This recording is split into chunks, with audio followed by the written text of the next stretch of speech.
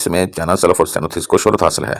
تلی کیوں بڑھ سکتی ہے؟ تلی کو آپ جسم کا فلٹر پلانٹ بھی سمجھ سکتے ہیں اور یہ مدافعتی نظام یعنی امیونٹی سسٹم میں اہم کردار ادا کرنے والا عضو ہے۔ کیا آپ کو پیٹ کے بائیں حصے میں بھاری پن محسوس ہوتا ہے؟ السلام علیکم دوستو، ویکلی ولاگ کے سلسلہ میں ڈاکٹر مطلوب احمد چینل پر آپ کو خوش آمدید کرتا ہوں اور امید کرتا ہوں کہ آپ خیر و عافیت سے ہوں گے۔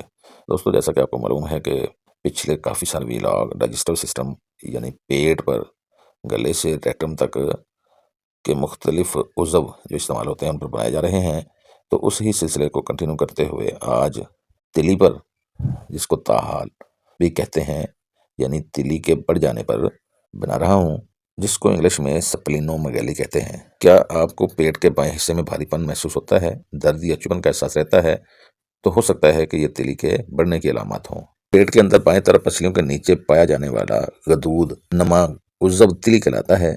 تلی عام طور پر خون کو جمع رکھنے کی صلاحیت رکھتی ہے۔ یہ بذات خود تلی میں کوئی خاص مرض پیدا نہیں ہوتا، کسی مرض کے اظہار کے طور پر پھول جایا کرتی ہے اور اتنی بڑھ جایا کرتی ہے کہ آدھے پیٹ میں پھیل سکتی ہوتی ہے۔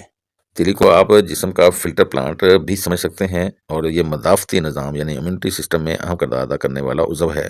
تلی کیوں بڑھ سکتی ہے؟ پہلا سوال یہ پیدا ہوتا ہے، عام طور پر جسم میں انفیکشن کی وجہ سے تلی بڑھ جایا کرتی ہے۔ انفیکشن عام طور پر typhoid, malaria, dengue, T B, cancer, کسی بھی وجہ سے جسم میں اگر انفیکشن ہو، جیسے جگر کے امراض، سورائسس آف لیور، خون کی بیماریاں، لیوکیمیا، انیمیا یعنی کینسر، پرپرا میں بھی تلی بڑھ جاتی ہے۔ عام طور پر جو علامات پیدا ہوتی ہیں ان میں پیٹ کے بائیں جانب بھاری پن، درد، جلن، گھٹن کا احساس ہوتا ہے، بھوک کم ہو جایا کرتی ہے، کمزوری اور دباؤ محسوس ہوا کرتا ہے۔ لیبارٹری ٹیسٹ میں HB کی رپورٹ ہمیشہ کم آیا کرتی ہے۔ بار بار انفیکشن رہنا یہ بھی اس کی خاص علامت ہوتی ہے۔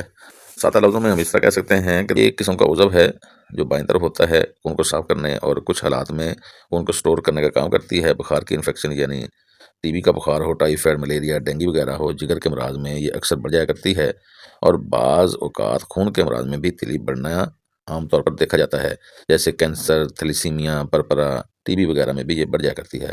عام طور پر ظاہری علامات میں بائیں جانب بھاری پن محسوس ہوا کرتا ہے۔ الٹرا ساؤنڈ میں اس کو میئر کیا جایا کرتا ہے۔ عام طور پر کمزوری، بھوکا نہ لگنا اس میں خاص علامات ہوتی ہیں اور درد کا ہونا خاص طور پر بائیں طرف برسٹ کے نیچے تھوڑا سا اور نیچے کر کے معدے کے سامنے کر کے عام طور پر درد ہوا کرتا ہے۔ درد چبھندار، جلندار ہو سکتا ہوتا ہے۔ بر وقت علاج نہ کیا جائے تو علامات یا مسائل بڑھ سکتے ہوتے ہیں۔ علامات کے مطابق ہومیوپیتھک علاج اس کا بیسٹ سلوشن رکھتا ہے۔ ہومیوپیتھک میں جو تلی کے بڑھ جانے پر زیادہ کام کرنے والے ادویات ہیں وہ درجہ ذیل ہیں، جیسے کہ آرسینکم، کلکیریا، سینوتھس، چانا سلف، چونتھس، فیرمارس۔ اس میں چانا سلف اور سینوتھس کو شہرت حاصل ہے۔ ینتھس، نیٹرومیور، پولیپورس، کورکس گلینڈیم، چانا آئیوڈیم۔ اگر تلی کی سوزش ہو تو سینوتھس، چانا سلف، سنکونا بار، پولیپورس اور فیرومفاس بہت اچھی ادویات ہیں۔